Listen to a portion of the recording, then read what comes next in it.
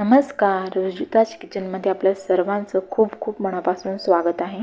तर आज आपण एक आगळी वेगळी अशी रेसिपी बघतोय, ती म्हणजे सुरणाची भाजी आणि कापं एक मालवणी पद्धतीने दाखवणार आहे कशी बनवायची ती. चला तर मग रेसिपीला सुरुवात करूयात. तर इथे तुम्ही पाहू शकता, हा अशा पद्धतीचा सुरण असतो. हा मातीतून असाच काढला जातो. याला भरपूर सारी माती असते. तर हा मी गावावरूनच घेऊन आली आहे, कोकणातून. तर याची आज आपण भाजी आणि कापं कशी बनवायची ते पाहणार आहोत. तर सुरण कट करताना सगळ्यात विशेष काळजी म्हणजे आपल्या हाताला भरपूर सारं तेल लावून घ्यायचं आहे, कारण याला भरपूर खाज असते. तर मी याचे असे 2 भाग करून घेतलेत. तर आपण एक भाग साईडला ठेवूया आणि एका भागाची आपण याची सालं आहेत हे वरचं सगळं काढून घेऊया. सुरण कट करताना धारदार सुरीचा वापर करायचा आहे. ते थोडंसं कठीण असतं कवच त्याचं. तर याची सर्वप्रथम आपण ही सालं आहे ती वरची काढून घेऊया. ते तुम्ही बघू शकता, मी व्यवस्थित अशी सालं काढून घेतली याची. सुरण कट करताना हाताला तेल लावायला अजिबात विसरायचं नाही, नाहीतर भरपूर खाज असते याला. तर आपण जशी बटाट्याची भाजी बनवण्यासाठी ज्या पद्धतीची स्लाइसची आपण फोडी करतो, तसंच आपण हे याला कट करून घेणार आहोत.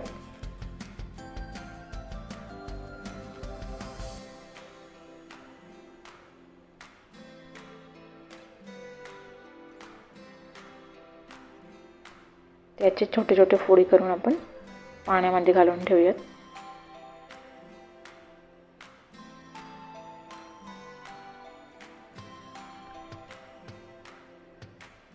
बघू शकता, मी या पद्धतीचे पीस करून घेतलेत. तर सुरण हा एक औषधी पण असतो. ज्यांना मूळव्याधाचा त्रास असतो त्या लोकांनी सुरणाची भाजी अवश्य खावी. इथे तुम्ही बघू शकता, भाजी बनवण्यासाठी मी इथे छोटे छोटे पीस बनवून घेतले आणि काही कापं बनवण्यासाठी थोडे पीस बनवून ठेवलेत. या पद्धतीने जास्त जाड पण नाही आणि पातळ नाही, या पद्धतीने मी हे स्लाइस काढून घेतलेत. याला आपण स्वच्छ एकदा 2 पाण्याने धुवून घेणार आहोत. आता आपण भाजी बनवण्यासाठी सुरुवात करूया. इथे मी 2 चमचे तेल घेतले. त्यामध्ये एक मीडियम साईजचा कांदा कट करून टाकूया. कांदा लालसर होईपर्यंत आपल्याला परतून घ्यायचा आहे.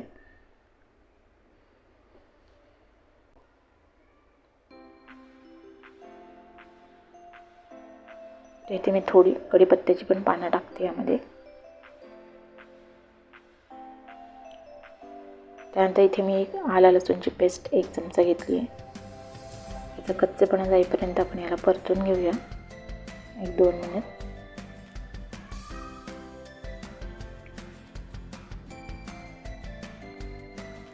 त्यानंतर इथे मी एक मीडियम साईजचा टोमॅटो घेतला आहे बारीक कट करून. टोमॅटो मऊ होईपर्यंत आपण याला परतून घेऊया.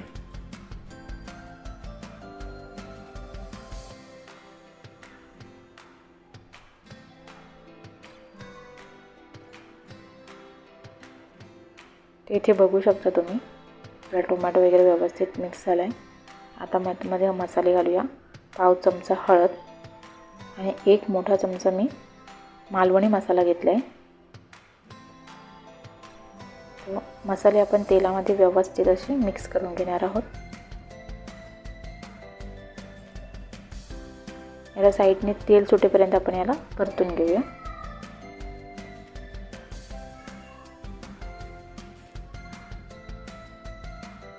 तर इथे व्यवस्थित मसाले मिक्स झालेत.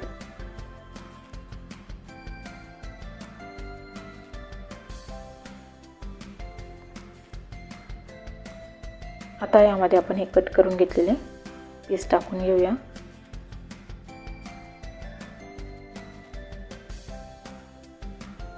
तर हे सर्व व्यवस्थित मिक्स करून मसाल्यामध्ये परतून घेऊया.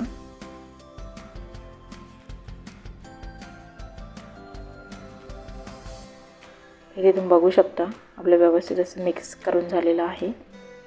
आता यामध्ये मी गरम पाणी घालणार आहे. इथे मी पाणी 1 ग्लास पाणी घातलं आहे. यामध्ये थोडं जास्त पाणी घालायचं कारण भाजी शिजायला जास्त वेळ लागतो. सुरण हा जरा शिजण्यासाठी कडक असतो, त्यामुळे जास्त वेळ लागतो ही भाजी शिजायला. बटाट्यासारखं पटकन शिजत नाही. तर वरून मी हे चवीपुरतं मीठ घातलं आहे. व्यवस्थित असं मिक्स करून घेऊया.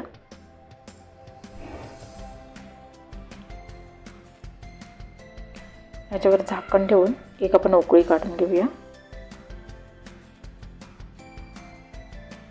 यानंतर इथे एक मोस्ट इम्पॉर्टंट आहे कोकम. कोकम आपल्याला घालायचीच आहे, नाहीतर खाताना आपल्या घशाला खाज येऊ शकते, कारण ह्या भाजीला खूप खाज असते. तर मी ते 10 ते 12 कोकम घातली आहेत. आता याच्यामध्ये झाकण ठेवून एक 15 ते 20 मिनटं तरी लागतील ही भाजी शिजायला. तर आपण मध्ये मध्ये ढवळत ही भाजी शिजवून घेऊया. तोपर्यंत मी याच्यासाठी लागणारं वाटण बनवून घेते. तर एक कांदा उभा कट करून घेतला आहे, तोच आपण तेलामध्ये परतून घेऊया.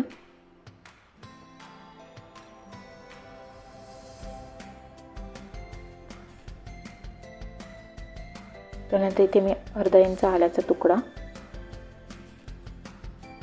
आणि 5 ते 6 लसूणच्या पाकळ्या घेतल्या आहेत. कांद्यासोबत आपण हे पण एक भाजून घेणार आहोत.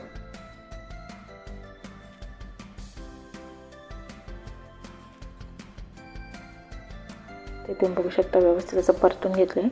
त्यानंतर इथे मी 1 कप सुकं खोबरं घेतलं आहे, असं किसून घेतलं आहे बारीक. तुम्ही ओलं खोबरं पण वापरू शकता. तर हे खोबरं आपण व्यवस्थित लालसर होईपर्यंत याला भाजून घेणार आहोत.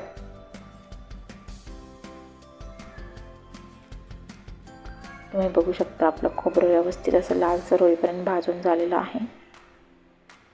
आता हे सर्व एका मिक्सरच्या भांड्यामध्ये आपण काढून घेऊया.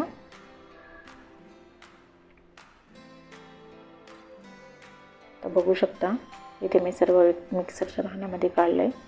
यामध्ये आपण थोडंसं पाणी घालूया, अर्धा ग्लास, आणि याचं बारीक वाटण बनवून घेऊया.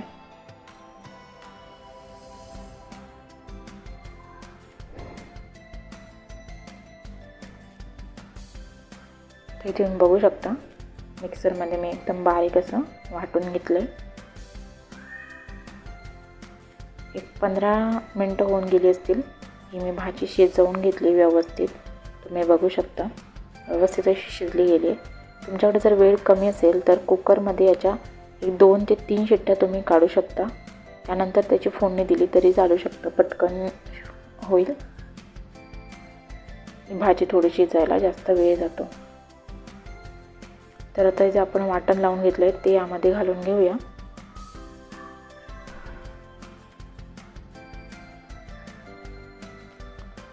व्यवस्थित असं मिक्स करून घेऊया.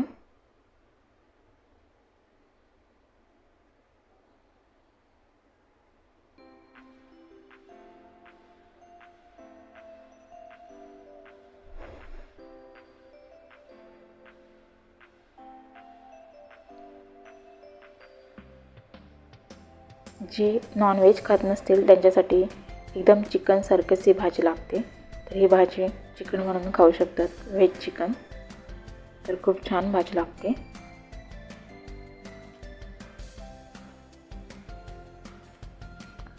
तर याला आपण एक व्यवस्थित असं 2 मिनटं तरी शिजवून घेऊया. यामध्ये थोडंसं पाणी ॲड करून व्यवस्थित असं शिजवून घेतलं याला. तर तुम्ही बघू शकता इथे आपली सुरणाची भाजी एकदम रेडी झाली. सेम आपल्या चिकनसारखीच दिसते ना. तर तुम्ही व्हेज चिकन म्हणून नक्की खाऊ शकता. खूप छान भाजी लागते. गार्निशिंगसाठी वरून भरपूर सारी कोथिंबीर घालून घेऊया. तर इथे आपली सुरणाची भाजी बनवून रेडी आहे.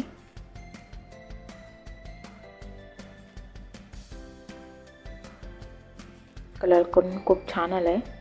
नक्की ट्राय करा. तांदळाच्या भाकरीबरोबर खूप छान लागते ही भाजी. तर आता आपण त्याची कापं बनवायला घेऊया. तर इथे मी हे स्वच्छ धुवून घेतली आहे. त्याला वरून 1 चमचा आगळ,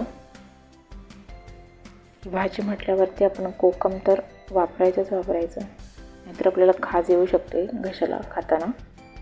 म्हणून मी इथे एक चमचा आगळ व्यवस्थित लावून घेते सर्व बाजूने.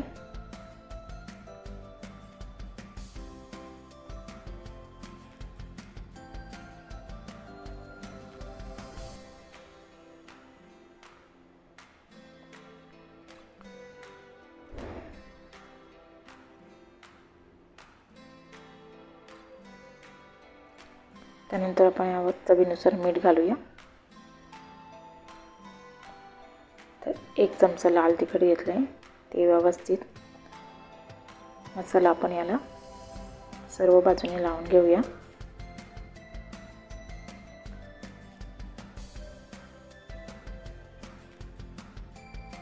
इथे बघू शकता मी व्यवस्थित असं सर्व बाजूने कापाला मसाला लावून घेतला आहे. कोटिंगसाठी मी इथे थोडा रवा आणि त्यावर थोडंसं तांदळाचं पीठ, थोडंसं मीठ घातलं आहे, त्यामध्ये व्यवस्थित मिक्स करून घेतलं आहे. रवा आणि तांदळाचं पीठाने एकदम क्रिस्पी होतं. तांदळाच्या पिठाने एकदम क्रिस्पी होतं. रवा पण खूप छान कोटिंग येतं.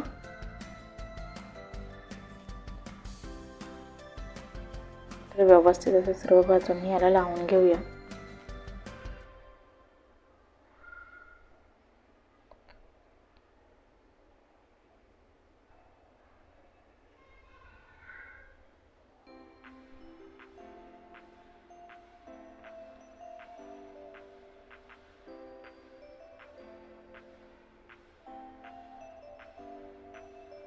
तर इथे मी शालू फ्राय करणार आहे. त्यासाठी मी इथे पॅन घेतलं आहे. त्यामध्ये थोडं तेल टाकून घेऊया.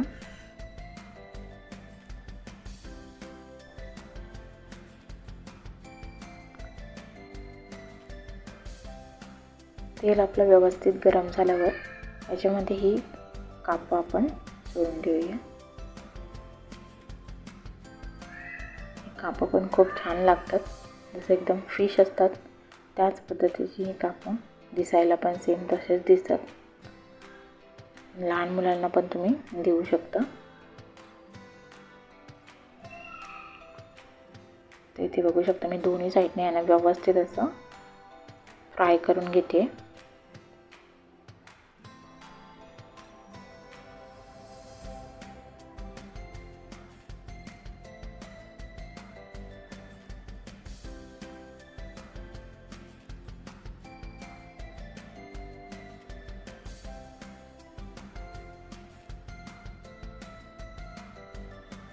हे कापं मी दोन्ही साईडने व्यवस्थित अशी खरपूस फ्राय करून घेतली.